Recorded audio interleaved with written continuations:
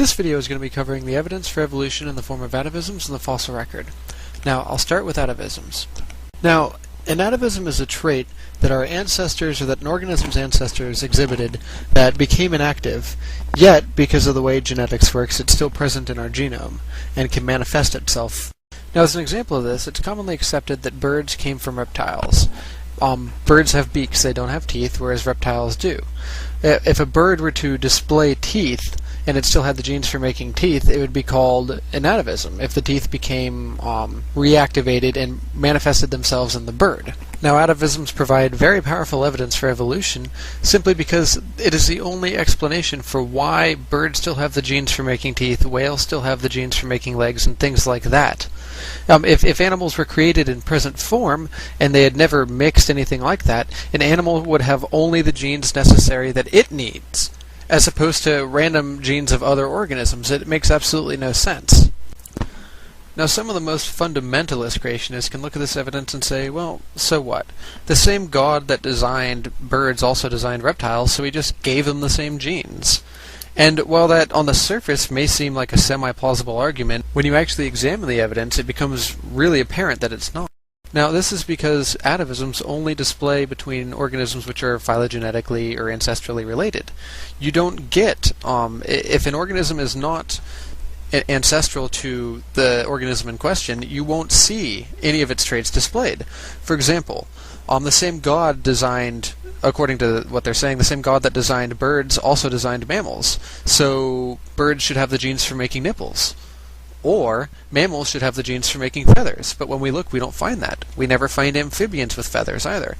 We find whales with legs, but why don't we ever find fish with legs? See, so it's for these reasons that upon careful scrutiny, the same God, same genes thing doesn't exactly work out. Because we only find the same genes in organisms which are phylogenetically related to each other. And this is only explainable by common descent.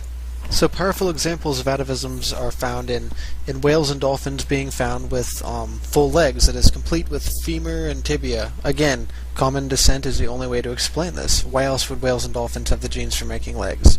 You can also see chicken with teeth. In human babies, you can even see tailbones and tails with fully articulating discs and under skeletal muscle voluntary control. These are actual tails. Also, there are extra nipples found in men and women, which of course always follow the milk lines. For an example of this, take a look at the images that I'm showing you. These are actually from Frank Netter, who's if you've ever done any sort of anatomy, this is from Netter's Atlas. Again, these always follow the milk lines. Think of a dog or a pig and how their nipples are set up. That's the same exact thing. And again, the only way that this is possibly explainable is by common descent. Now, next is the fossil record, and I want to address two particular things with this. First, I'll be addressing the predictions which are made by the fossil record, and secondly, I'll be addressing it as a whole. Now, here is a very big distinction between creationism and evolution. Creationism says that everything was created at the exact same time.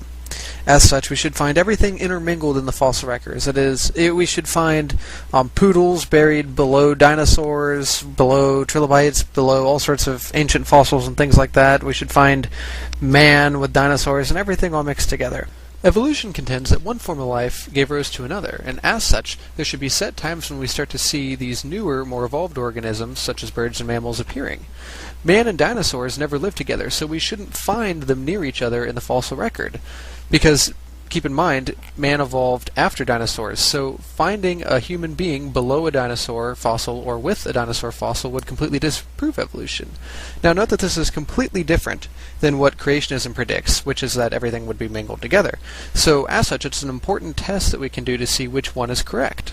Yet, despite the hundreds and hundreds of years of digging, we simply don't find this. The fossil record is amazingly predictable in the sense of when we are looking for a particular transitional form, we know the time that it evolved and we know the location. We know the exact depth to go to dig, and most of the time we found it.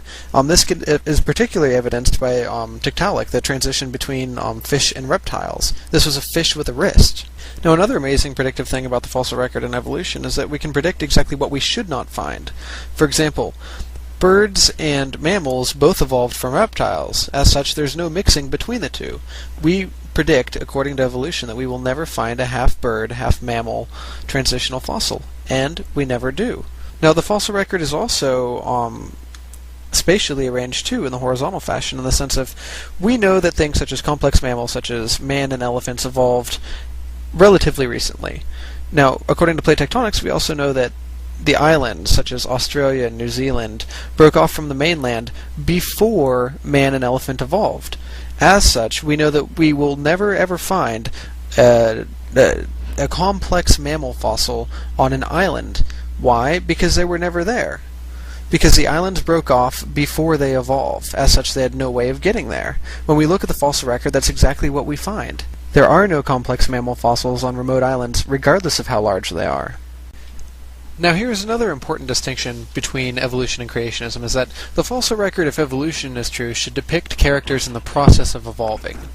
If creationism is true, they should be all fully formed, and anything that would be a transitional form would simply just be kind of like a mosaic mismatch of fully formed features.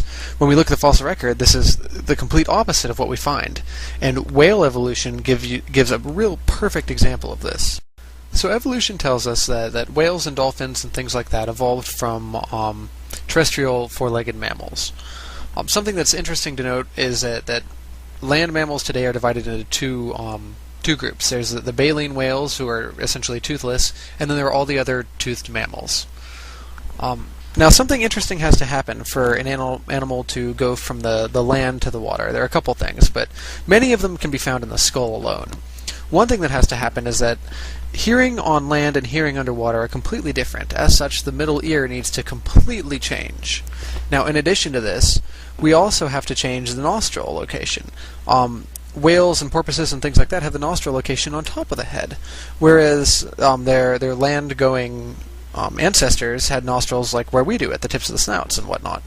So evolution predicts that any transitional fossil that we would find, we should see the middle ear changing as well as the nostril position changing.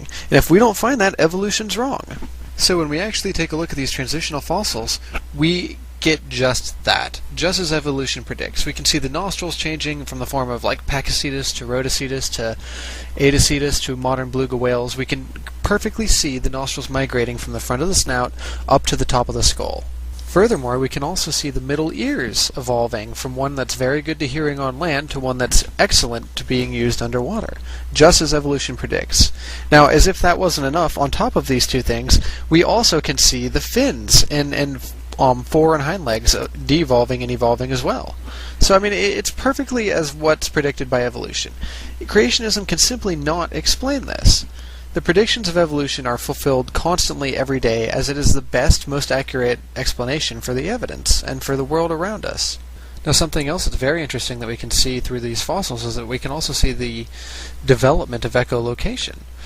The melon in toothed whales, and it's only toothed whales, by the way, that echolocate, directs the sound outward, whereas the lower jaw kind of acts as a receptor and transmits the sound back to the head. And we can see this perfectly evolving through these fossils. And when you take this into account with things such as Archaeopteryx and Tiktaalik and other transitional forms such as that, it becomes clear that yes, life on Earth did evolve over time. For more information, yet again, we see that evolution is the only explanation which fully explains all of the evidence.